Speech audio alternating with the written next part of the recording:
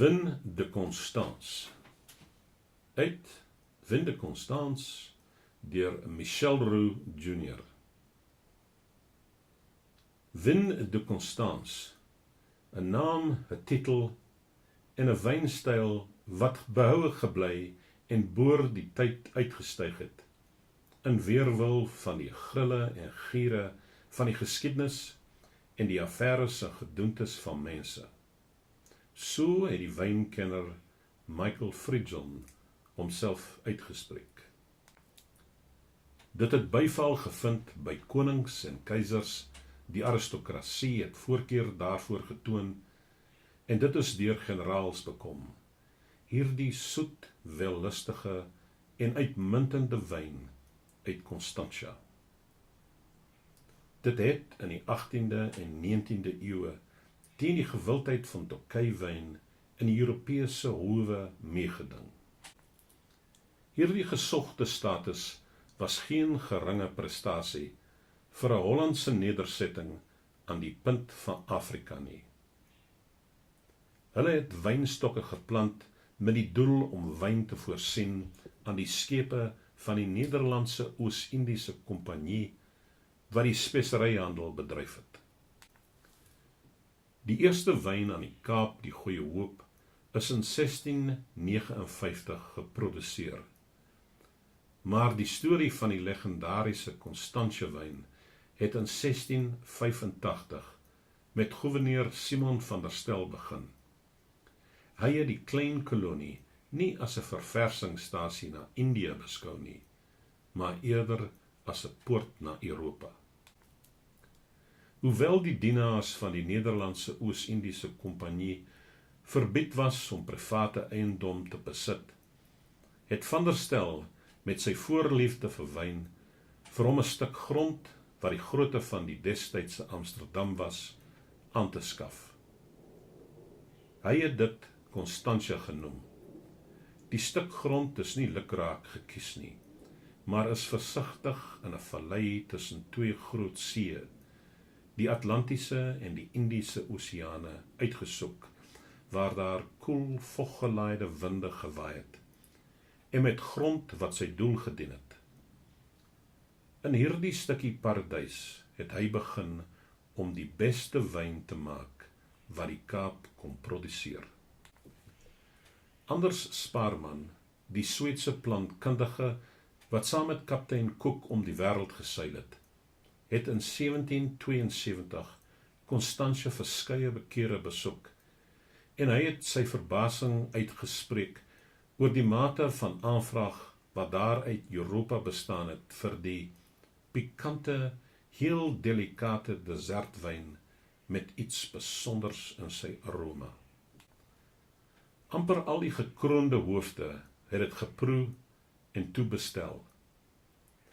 In 'n wynregister wat uit 1777 dateer, is opgeteken dat koning Frederik die Grote van Pruise 52 bottels Kap S. Constantia in sy kelder by Schloss Sanssouci gehad het. Dis die kasteel wat hy by Potsdam gebou het, wat nou 'n wêrelderfenisterrein is. In 'n vindingryke restaurasieprojek word die kelder as 'n museum bewaar en is dit opnuut voorsien van moderne, lykwaardige wyne, net soos die wat destyds deur die koning geniet is. Vin de Constance staan trots in hulle midde. Terwyl Van der Stel Constantia se reputasie vir uitstekende wyn blywend gemaak het, was dit eintlik Hendrik Kloete wat 50 jaar na die gouverneur se dood laasgenoemde se droom verwesenlik het. Hoewel hy nie na gelang van familiebande 'n direkte opvolger was nie, was Van der Stel se erfgenaam eintlik Hendrik, omdat beide van hulle 'n intense liefde vir die grond gehad het, en hulle het 'n vasberadenheid gedeel om die beste wyn in die land te maak en te bemark. Constantia wyn het hoë pryse op goed ondersteunende veilings in stede soos Amsterdam, Rotterdam en Delft begin bereik. Die wyn se gewildheid is beaam deur 'n brief wat deur een van die menigte toeriste wat Hendrik se gasvryheid geniet het, terug Engeland toe gestuur is. Die roem van Constantia wyn het reg deur Europa versprei.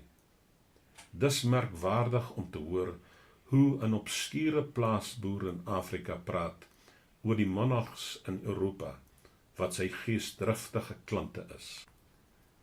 So bekorend was sy wyn, so soet soos heuning, dat daar gesê is dat dit die beweegrede vir die Britse besetting van die Kaap was. Die Franse kunstenaar en reisiger Milbert, wat Constantia in 1804 besoek het en toe die nektar geproe het die gerug herhaal dat die Britte as die enigste groot maritieme gesag in die wêreld wat nie hulle eie wyn geproduseer het nie en wat 'n enorme dorstige vloot moes onderhou, die Kaap alleenlik vir sy wingerde gebyt het. Hoewel dit ongetwyfeld Galliese oordrywing is, het hulle verseker Constantia geteken. 'n nasleep van die slag van Blouberg was toe 'n Britse bataljon by Hendrik se kelder ingebreek het, sy vaatjies gebreek en gulsig aan die kosbare wyn gesuip het. Dit was 'n gesonde beleid om sy veroweraars soet te hou. 'n Groot hoeveelheid Constantia is na Engeland verskeep, volgens William Wilberforce Bird, om die gramstorigheid van die ministers te temper en die lippe van die koningshuis te versoet. Briewe wat heen en weer van en na Downing Street gestuur is, het die aflewering van 60 vaatjies Constantia vir sy majesteit se gebruik gereël.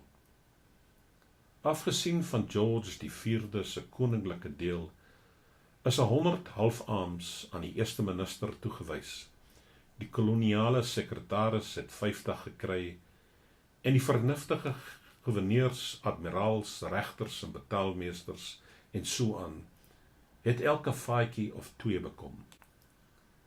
Kolonel Arthur Wellesley van die 33ste regiment, wat later bekendheid verwerf het as die hertog van Wellington, het ook meneer Kloete se wyn na sy smaak gevind. Toe hy gedurende sy verblyf in die Kaap by die offisiersmenasie in Wynberg ingekwartier was, het hy selde uitnodigings aanvaar, maar hy het 'n uitsondering gemaak vir die weeklikse aandetes aan die huis van 'n meneer Walker, wie se hoofkelner 'n vrygestelde slaaf was, maar ook 'n Kaapse wynkenner. Die kolonel was egter verstandig met sy inname, en hy kon altyd op homself staat maak om weer by die huis uit te kom. Wellington het sy smaak met sy Franse vyand gedeel. Napoleon het daagliks gedurende sy 5 jaar lange ballingskap op die eiland van Sint Helena sy vertroosting in 'n bottel Constantia gevind. 'n algemene verklaring van die wyn voorsien aan generaal Bonaparte se huishouding, gedateer Oktober 1816 tot 30 Junie 1817, toon aan dat die 3 maandelikse getal gewissel het tussen 90 en 92 bottels. Die keiser het voorraad vir sy eie persoonlike genot gehou, en daar is gesê dat hy op sy sterfbed vir 'n glas Constantia gevra het. Gastronome soos Brillat Savarin en die Marquis de Bechamel het die wyn se soet sintuiglikheid geniet. Destydse romanskrywers het die wyn se ondersteunende kwaliteite hoog geprys. Prakties soos altyd het Jane Austen aanbeveel dat Eleanor Dashwood, die heldin in Sense and Sensibility, 'n glas Constantia vir sy helende kragte vir 'n teleurgestelde hart moes probeer. In Edwin Drood het Charles Dickens in 'n soortgelyke trant die ondersteuning wat in 'n glas Constantia en 'n tuisgemaakte beskuit ingesluit was, beskryf. In 1968 is die eerste oes van die nuwe uitsoekwyn Vin de Constance vrygestel en met groot applaus deur die kritici begroet. Die goue aromatiese wyn met 'n lewendige en dralende soetigheid. Dit was van wynstokke gemaak wat op die laag liggende skynsters van Klein Constantia, eens deel van der Stel se oorspronklike plaas, geplant is. Die soet, wellustige en uitstekende wyn was weer eens op die mark, en elke bottel het sy historiese tradisie weerspieël.